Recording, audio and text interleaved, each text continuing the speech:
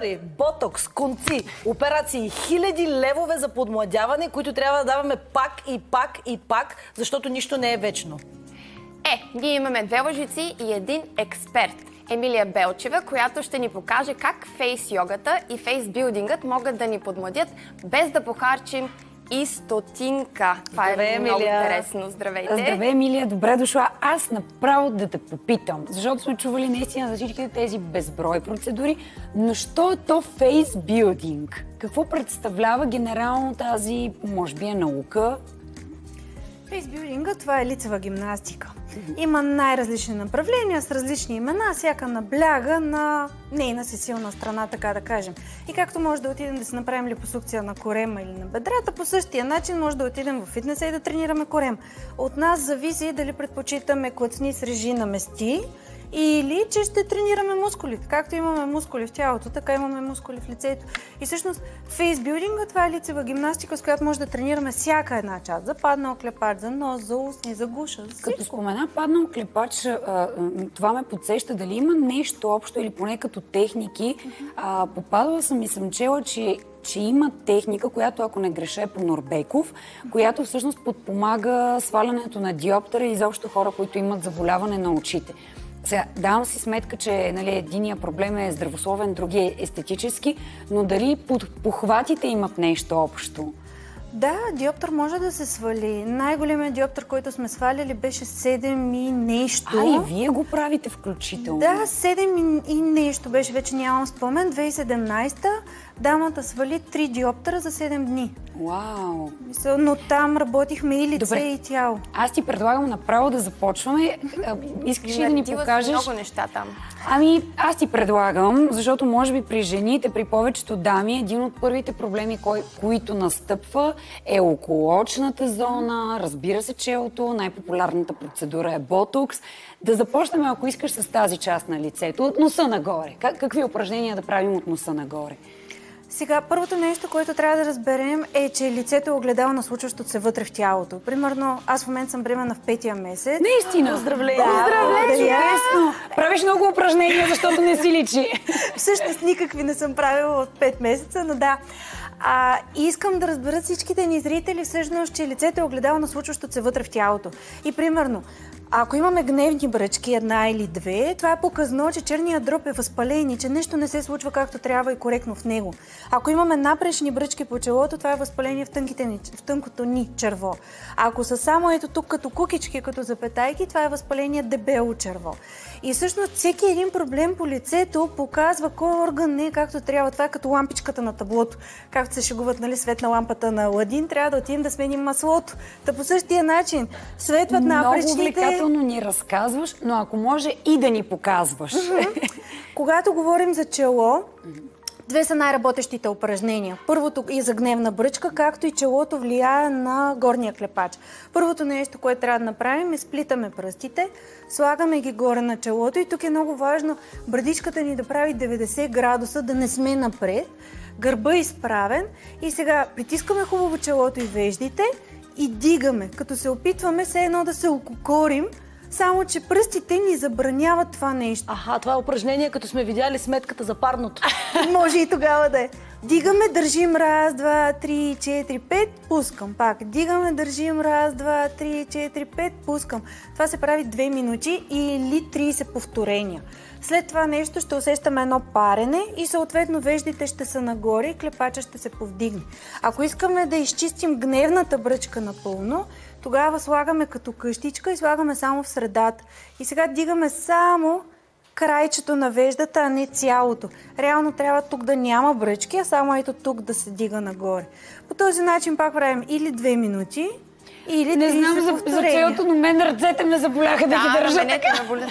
Раменете. Ако не можеш да се вдигаш веждите, някои хора нямат мускули, които да усещат. Точно това е, че трябва да се активират тези мускули. Както бебето тръгва да ходи. Да. А колко често се прави? За да има хубав ефект, ако никога не сме правили тренировка за лице, първите 3 месеца е хубаво 6 пъти в седмицата. По 2 минути на упражнение. Ако вече сме започнали и не е плачевно състоянието в лицето, тогава 4 пъти в седмицата е достатъчно. След 6-тия месец 1-2 пъти в седмица е достатъчно.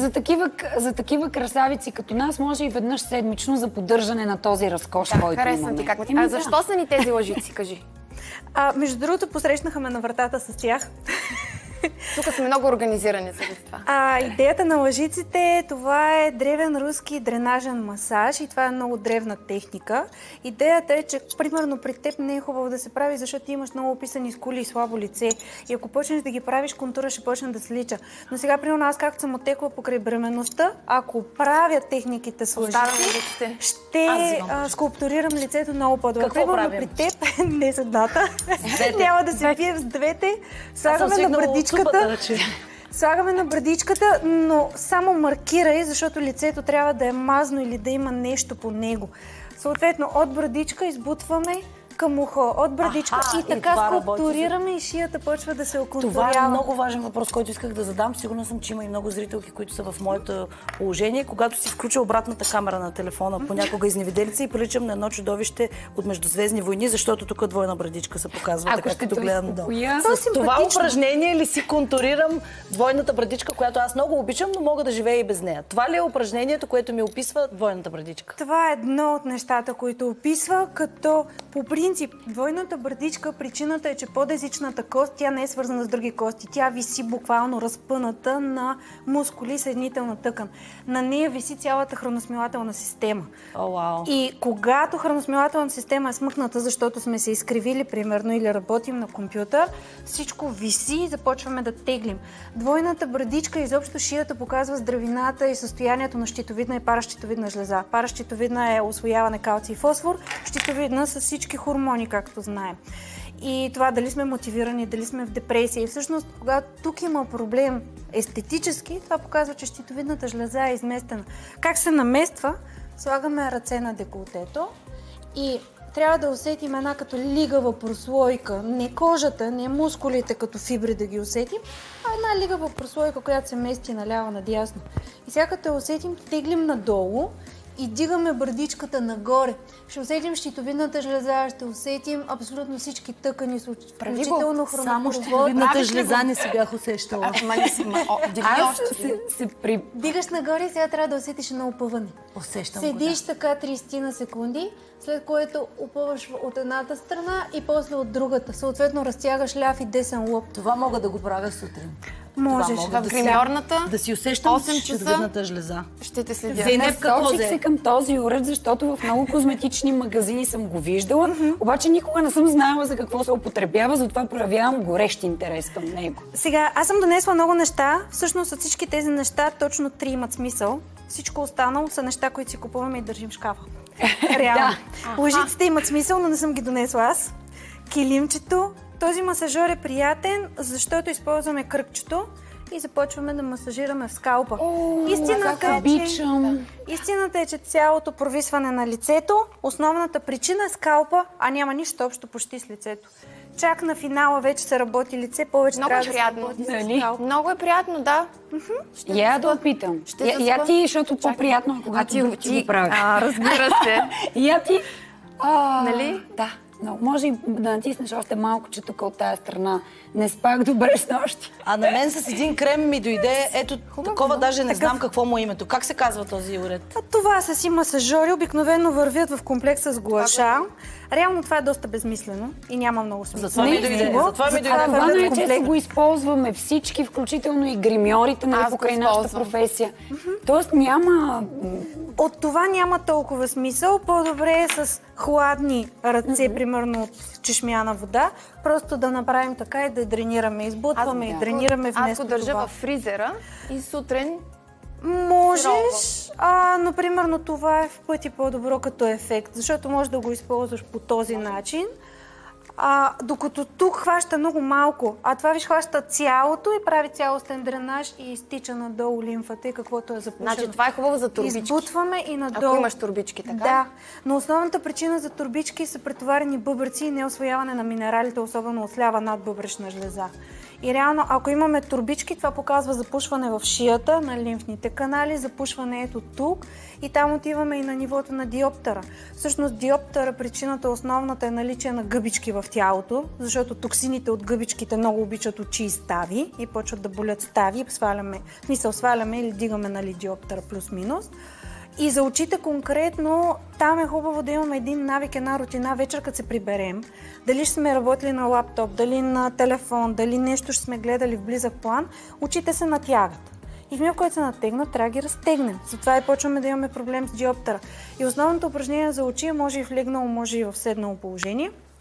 Слагаме пръста в основата, другото пръстче след него и започваме да разтягаме. Като тук е много важно, втория пръст не пуска, първия се мести.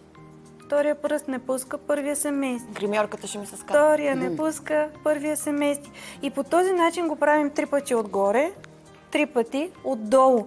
И ако това се направи 3 пъти отгоре и отдолу, веждата ще отиде нагоре, оттока ще изчезне и ще видим веднага асиметрия в лицето, защото едното око ще е ококорено, а другото ще е спаднало надолу. Значи ти по принцип си против ботокса? Да. И веднага мога да ти кажа защо.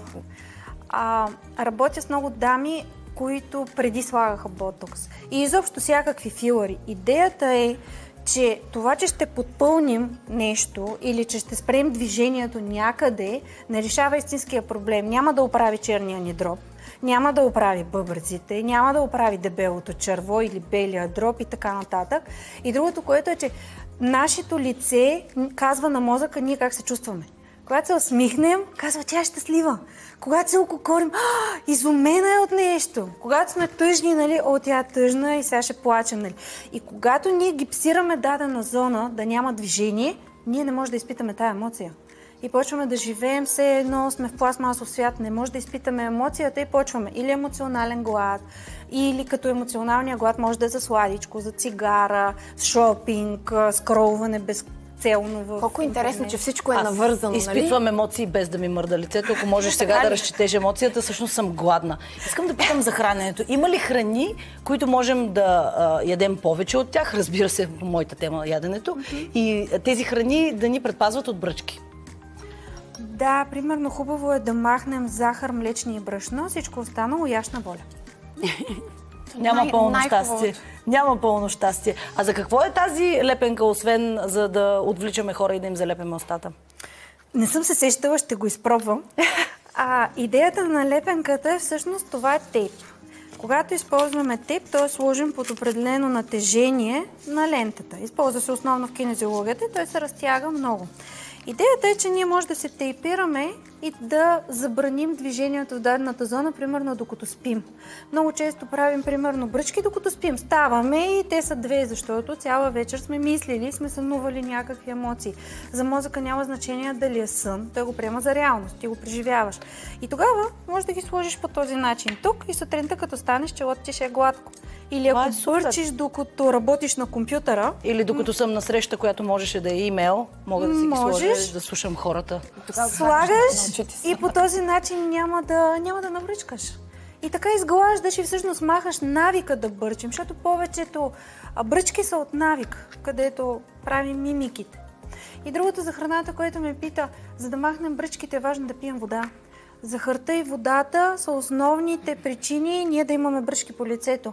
Ако нямаме вода, се възпалява дебелото черва и тук ставаме с много големи назолабиални, дори без да се усмихваме. Защото водата се усвоява и в дебелото черво. Ако тук, като се усмихне, стават много финни и кожата е суха, това показва разпад на колагенови влакна. А колагена не е само в кожата, колагена е във всичките мускули, които имаме. Абсолютно навсякъде.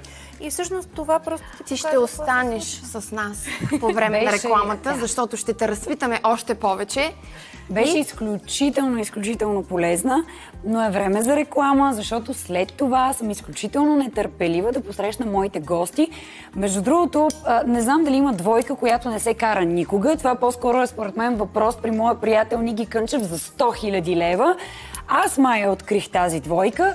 Луиза Григорова и Мартин Макариев твърдят, че никога не се карат. Не знам как са освоили това изкуство. Ние това не го вярваме с Оля. Аз ще не го вярвам. Аз ако не се карам с някой, съм цялата в бръчки.